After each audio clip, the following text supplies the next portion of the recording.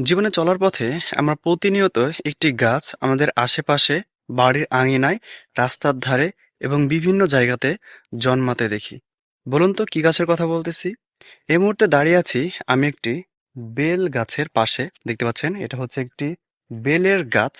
Bell কিন্তু আমরা অনেকেই পছন্দ করি, কারণ এটা অনেকভাবে খাওয়া যায়। এটা আমাদের শরীরের পক্ষে খুবই উপকারী। এটা কাঁচা অবস্থায় রান্না করে খাওয়া যায় গুড় অথবা চিনি দিয়ে, এবং এটা যখন পাকে তখন এটা শরবত এবং এমনিতেও কিন্তু খাওয়া যায়। কিন্তু আপনারা কি কেউ জানেন যে বেল খাওয়ার পাশাপাশি এই যে বেলের পাতা রয়েছে, এই বেলের পাতাটাও কিন্তু খাওয়া যায়?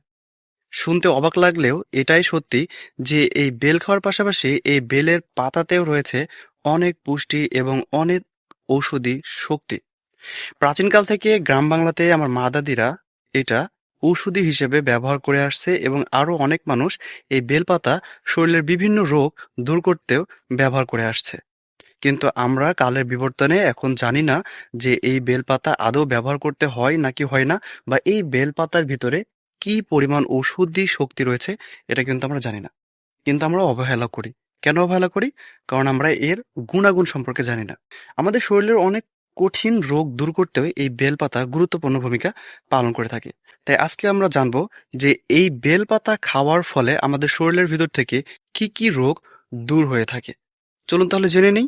অনেকেরই পেটে অনেক রকমের সমস্যা থাকে।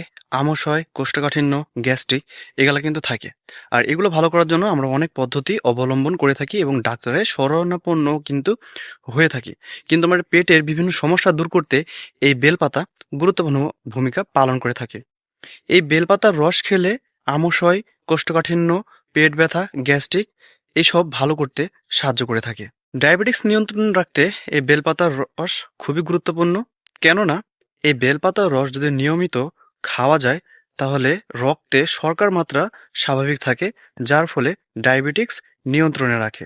নিয়মিত যদি এই বেলপাতার রস খাওয়া যায় তাহলে ডায়াবেটিক্স নিয়ন্ত্রণে থাকে। ডায়াবেটিক্স নিয়ন্ত্রণে রাখতে এই বেলপাতার রস গুরুত্বপূর্ণ ভূমিকা রাখে।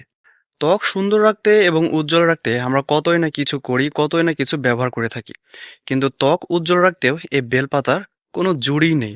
কারণ এই বেলপাতায় রয়েছে প্রচুর পরিমাণে অ্যান্টি ইনফ্লেমেটরি এবং অ্যান্টিফাঙ্গাল, যার কারণে ব্রণ, দাগ, চুলকানি এগুলো দূর করতেও গুরুত্বপূর্ণ ভূমিকা রাখে। এসবের পাশাপাশি সর্দি কাশি ভালো করতেও কিন্তু এই বেলপাতা ব্যবহার করা হয়ে থাকে, এবং বেলপাতা গুরুত্বপূর্ণ ভূমিকা রাখে। কিভাবে? সর্দি কাশি থাকা অবস্থায় এই বেলপাতার রস এক ফোঁটা মধুর সাথে মিশিয়ে যদি খাওয়া যায় তাহলে অতি দ্রুত এগুলো থেকে আরাম পাওয়া যায়। জ্বর এবং সর্দি কমাতে এই বেলপাতার রস ব্যবহার করা হয়ে থাকে। আমাদের শরীরে সবকিছুই খুবই গুরুত্বপূর্ণ অঙ্গ।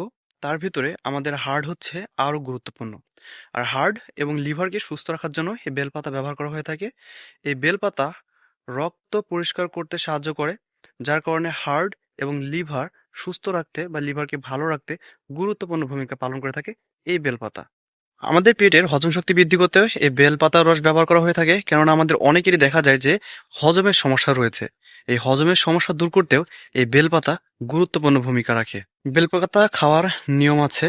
আপনারা চাইলেই এটা কাঁচা সুন্দরভাবে ধুয়ে চিবিয়ে খেয়ে নিতে পারবেন, অথবা এই বেলপাতা বেটে রস বের করে তার সাথে মধু মিশিয়ে সেবন করলে খুব ভালো ফলাফল পাওয়া যায়। অতিরিক্ত কোনো কিছু ভালো না। নিয়মিত কখনোই এটা খাবেন না। কিছুদিন নিয়ম করে খাবেন, তারপরে এটা ছেড়ে দিবেন।